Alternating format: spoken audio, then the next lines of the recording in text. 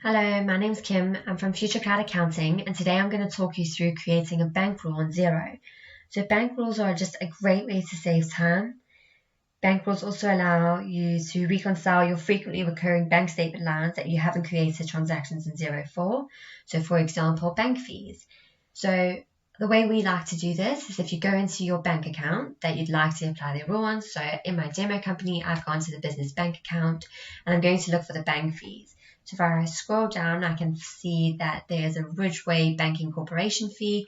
And this is the bank fee that I'd like to create a rule for. So there's an options button just above the transaction. And if I select that, it gives me the create bank rule option. With bank rules, there are three types of rules you can create. One being the spend money rule, the second receive money rule, and the third transfer money rule. Today I'm going to focus on spend money rule. The reason we like to create a bank rule through our bank account is the bank statement already has certain criteria or conditions that Xero can identify, and it starts your rule off with these conditions. So it is already telling you that in the description for bank fees, it's going to look out for fee, and for payee, it's going to look for the name of the bank. So every single month from your bank statement, this is how your bank fee is going to pull through. So Xero has identified this and is telling you that all of these conditions need to be met in order for this rule to apply. What I normally do though is I will change the equals to contains as well as for the description line.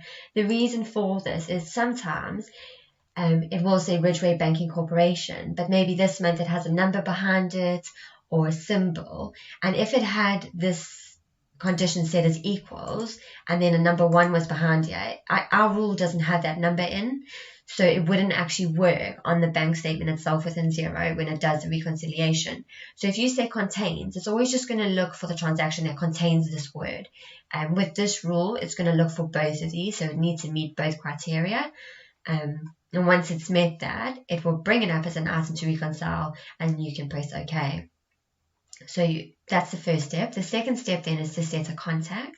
So the contact for this bank rule is the Ridgeway Bank. So I'm just going to start typing in Ridgeway Bank, and you can see it's already a contact I have in Xero, so I just need to select that. You can ignore point 3. If you move into point 4, you need to add a description. So the description is going to be bank fees. The account I want to allocate this to is also bank fees. And I want the whole cost, so the whole bank fee, to go to this account. I don't want to split it, so we're going to leave it at 100%. Then we can move to point 5. So point 5, this is asking you how you would like the reference to be set. So you can either set it during the bank rec, which is when you have to manually intervene. Because this is a bank rule, I think it's better to either use the reference to be set from the reference or the description. This makes it automatic, so the rule will look on the description from the bank statement or the reference from the bank statement and use this as the reference in Xero. You can then choose which bank account you'd like to target this on. So if I select the drop down, you can see we currently have 2 bank accounts, or you can select all. So if I'd like Xero to apply this rule to all bank accounts, I'll select all bank accounts. Or if I want Xero to look at just one bank account for this rule, I would select just one. So for this video, I'm just going to select the business bank account. And then you need to give the rule a title. So I would always give it a title that applies to the rule, one that you can find again easily. So I've just called it Ridgeway Bank Fees, because there might be something further down the line where I also want Xero to apply a rule to Ridgeway. And if I call it Bank Fees, it's only going to apply to the bank fees. So we're just going to say save. So this is now saved the rule. So if I scroll down to our bank fees now, you can see that it's telling us that it's applying the rule bank fees, which is what I wanted to do. And it's also brought up this option to press OK.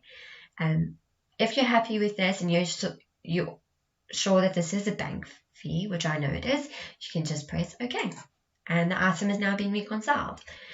If you ever find in the future that your bank rules aren't working, or you'd like to see a list of your bank rules, if you go to the accounting menu at the top, select bank accounts, this will take you through to all your bank accounts that you have in Xero. there's an option at the top where it says bank rules. So if we select that, you can then see you have your different categories at the top: spend money, receive money, or transfer rules. And the Ridgeway bank fees is now there. So if you ever needed to amend a bank rule, or even if you wanted to create a new one, or just have a look to see all the bank rules that you have, just go to your accounting menu and then bank accounts. If you need anything further, or if this wasn't clear enough, please let us know. Otherwise, have a great day.